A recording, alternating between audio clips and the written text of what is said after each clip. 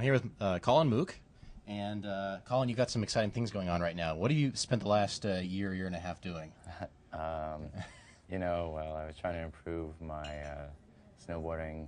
Oh, snowboarding, okay, yeah. And, let's see, I guess I was doing a rooftop garden, so yeah, keeping the plants watered, that kind of thing. How about writing? You done any writing in the last year? Oh, yeah, year and a half, right. So I did some writing, too. Okay. I just finished up a new book called Essential ActionScript 3. Essential ActionScript 3. That's right. I think there's a lot of people that are waiting for that book. I hope so. I've been waiting for it for a couple yeah. years. Yeah, right. Okay, so this is the third book in this series, I think, right? Yeah, it's sort of a wandering series in a way, but they're all related. Okay. They follow my own path as a programmer and as somebody just learning, things as they evolve through the Macromedia and Adobe life cycle over the past 8 or 9 years. But my first book, The Definitive Guide, was completely from scratch, an introduction to programming for new programmers, and also a complete reference guide to the Flash Player API. And then the second book, Essential ActionScript 2, pretty much assumed that you knew how to program some already. It's sort of like if you know variables and functions and you're used to programming on a timeline in Flash, then here's object-oriented programming, and this is the things you can do with object-oriented programming. And the third book, I expected to just be an update to that, sort of, again, assume that people would know what object-oriented programming is and then kind of take it from there. But everything changed so much in ActionScript 3 and in so many fundamental ways. There's so many improvements to the language, and everything's so much cleaner that I thought it was time to start over again. And so you started over how you organized the book then? Yeah, I started over in terms of I rewrote the whole thing from scratch. Wow.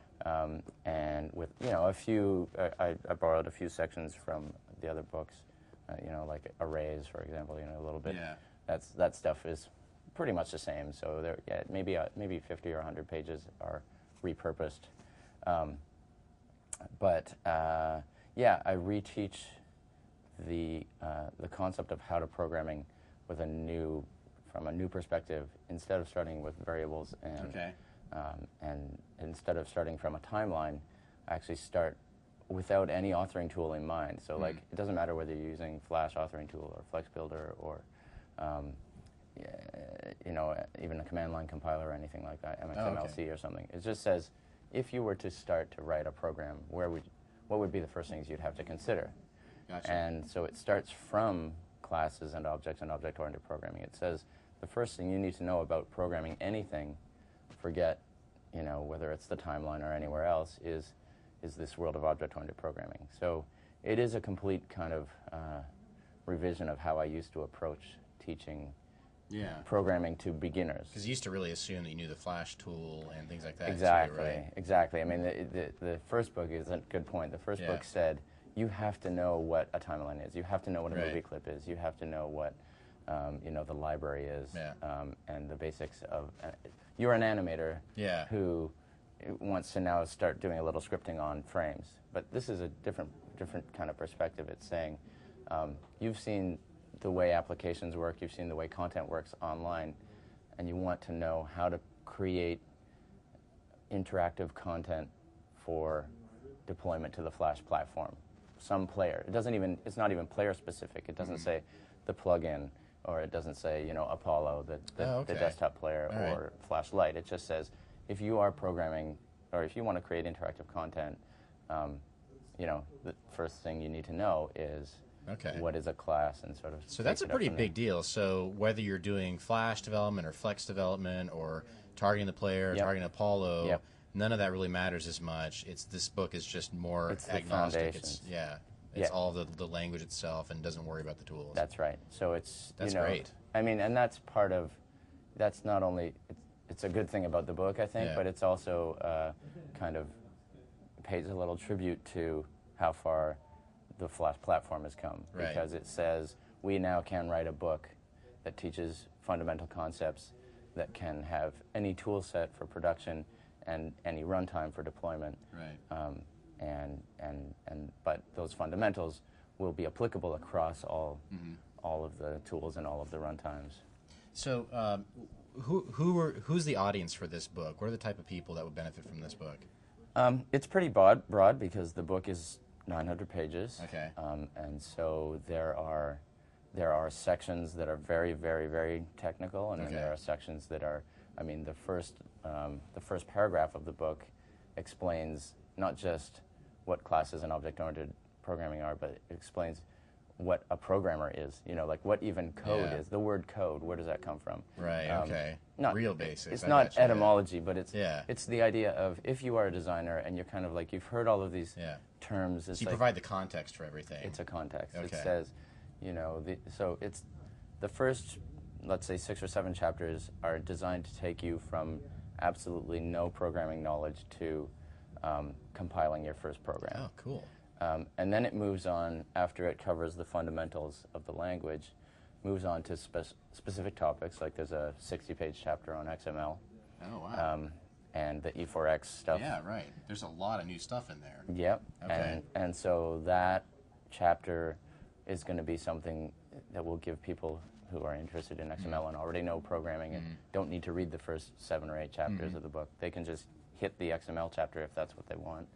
There's a big, nasty chapter on security, same type of thing. Oh, okay. If you wanted to know. So you can use it kind of as a reference guide and as more of a linear learning experience, right? To general topics, right? Okay. So there are specific topics covered. It's not an API reference, so it does not cover all the classes, methods, variables, functions, sort of in the language. Methodically. Instead, what it does is it's a topic-based Right. So approach. I want to load XML data into my application. And Kind of. Like, you know, I can go in and learn all the pieces of that. Yeah, yeah. Okay. I mean, it's not a cookbook in terms of, you know, it doesn't base it on I'm trying to solve this specific problem today. It's more like I want to go educate myself about the XML feature in Flash Player. And then the second half of the book is all about display programming and putting things on screen. Okay. So there's again a 60-page chapter on text and you know, working with text with a new language, and it goes through things like loading fonts, and it talks in some detail about the text rendering engine, what was Saffron. Yeah, right.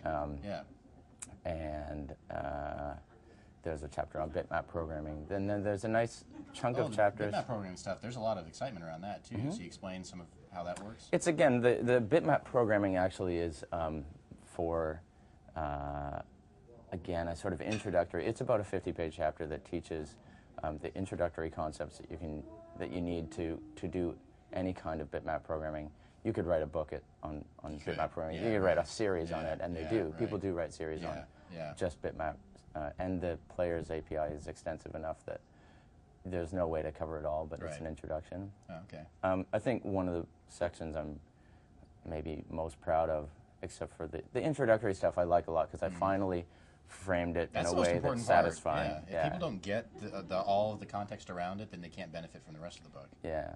But then next to that, I think there's I explained the new display API and how the display list works. Oh yeah, a lot of changes in there from the old versions of the Absolutely, runtime, and where the movie clip now fits into the larger structure, and how you can attach things and remove them from the display list, and the hierarchical tools that you use to manage that, and how that works in with the frame rate.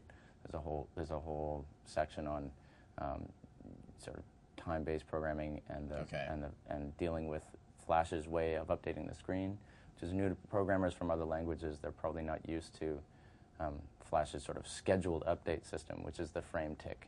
They're used to saying, I want to update the screen right now, in the middle of whatever, a loop even. But this is kind of the Flash runtime world says, I'll update the screen when I'm ready to at the end of the frame tick. Okay. So there's sections about that. And then one of the harder things to write was the event flow through the display list. So handling input events, say if you had like an OK button on a dialog box, you could respond to the clicking of that OK button on the dialog box object itself. So if you have the outer container, that outer container can listen for an event that's destined to arrive at, say, the OK button. So that whole concept of if you have a hierarchical event dispatch going from the outermost display object through all the containers to the target, how do you register listeners for that? How do you register for before the target is told, when the target is being told, when after the target is being told? Yeah, right. So that whole system of the event dispatch and how it integrates with the general event architecture and the player, that was altogether that's probably 200 pages. That whole line of thinking through event display and handling events. And then something you and I were talking about yesterday is you've kind of decided to use more of a real-world example throughout the book instead of a bunch of more abstract concepts, to make it a little bit more, because I know that when I've read ActionScript books before, sometimes the example, I just can't relate that to how it would really actually use that code. Right. So, tell us more about that. You've changed how you've done that in the past. Yep, I did. I mean, Bruce Epstein was my editor for the first 2 books, and one of his regular complaints would always be, he would say, "This is a degenerate example," meaning that it doesn't do anything other than prove that the code works in the way that you just described that it would work. Right. So just trace X and X has a value or something like that. Right.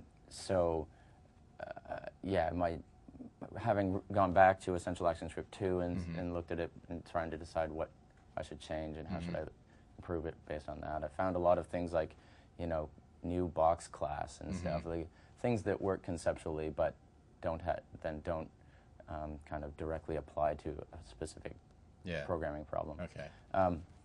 The goal of the book is to, as much as possible, never have a degenerate example. So every example has something to do with the real world. Maybe it's a little bit of a list box, or it's a bit of a chat app or something. And the main thread that runs through the first, say, 10 or 12 chapters is a little simulation called the virtual pet in the virtual zoo. And it's sort of like, you can compare it to building a Tamagotchi game for kids. Cool. I like that. And so it teaches this running thread of the basics of object-oriented programming through the virtual pet example.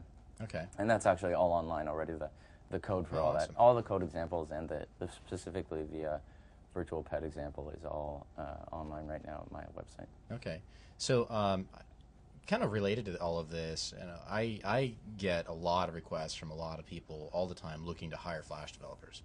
It seems like right now the demand is much bigger than it's ever been before. And now there's a lot of people who are realizing it's a really good career path to get into. Yep. So there's a lot of people who are interested in getting into this stuff. Yep. The book, I think, is a great way for people to kind of learn what ActionScript's all about. What are some of your tips for people who don't know any of this stuff, but they're really eager to get into it? What are some things that they can do to really learn more about all of this and really decide if they want to do this as a career path? Well, I guess it really depends on what kind of person you are already. Yeah. If you're a designer already, or if you're a programmer already coming from another language, for example. I think the biggest tip that a programmer from another language can be given is Flash is now built for you. Yeah, right. So don't be afraid that you're going to wander into some sort of awkward development environment with tools that you don't understand. That's a good point, because it's now a known quantity in terms of the development process. The development tool Flex Builder is built on Eclipse. Right. So all of your good coding tools, good debugging. Yeah, good debugging. You can use source save or whatever Subversion or whatever source control software you want. You can build it into you can have build processes. You can do automated builds through Ant. So just hearing those things, I think, will help. That's enough. Yeah. Help traditional programmers say, okay, if I have to do a Flash job and somebody says, "Can you do Flash?" and I'm wondering, should I, can I learn that or should I learn that? The tools are familiar. Okay. The world is familiar now, so don't be afraid to jump in. Don't be afraid that you'll be faced with an unknown quantity. And then on the other side, I'm glad you mentioned it this way. Whether you're a designer or you're a developer coming into it, I also talk to a lot of people who are more on the traditional design side. And of course, as you know, a lot of the most well-known people in the Flash community started on the design side. You know, they weren't, not computer science majors and such, but a lot of, artistic backgrounds.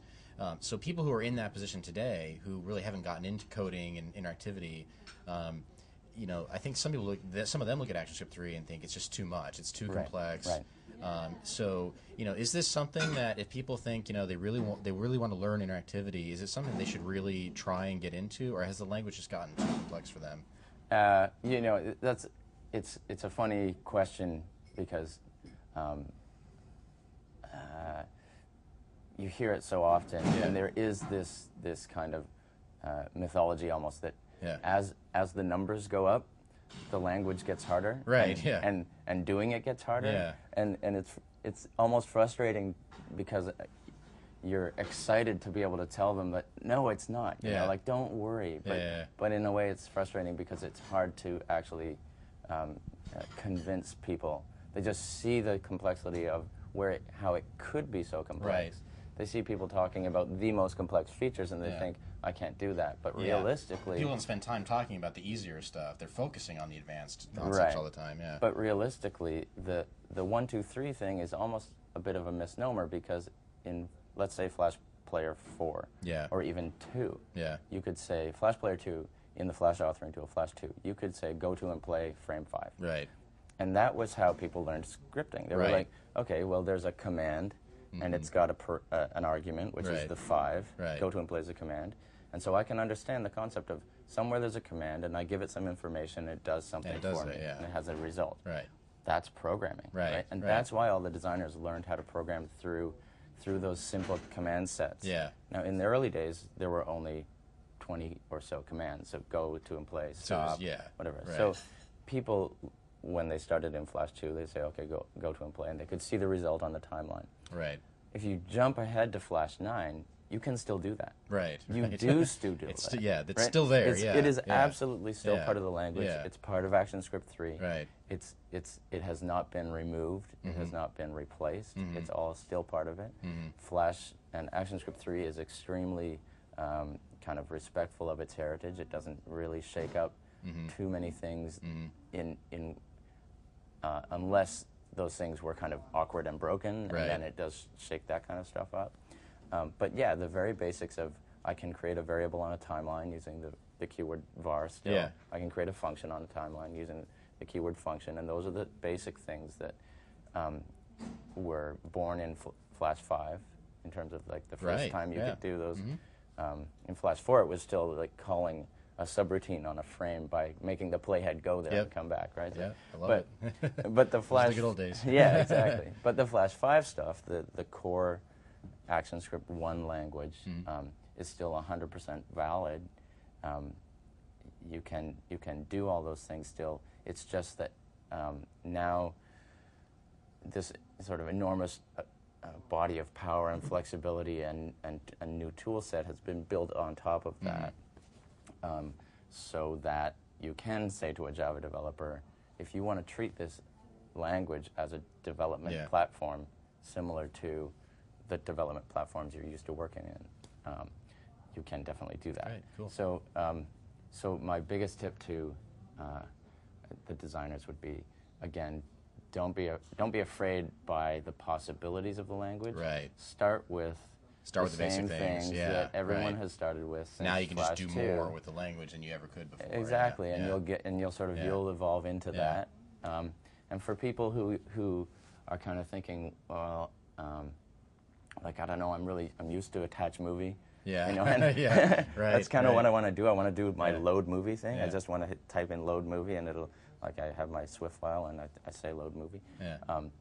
For some of those things, there are some changes, but in all cases, as far as I can tell, the changes are just so much for the better. They just add so much more flexibility to the possibilities, to what you can do, and they take away, you know, the potential problems. Good, excellent. Well, when's the book available? June 1st. June 1st. June 1st. Awesome. I can't wait to get a copy. Colin Moock, Essential ActionScript 3. Thanks a lot. Appreciate it. Thank you. Talk to you soon.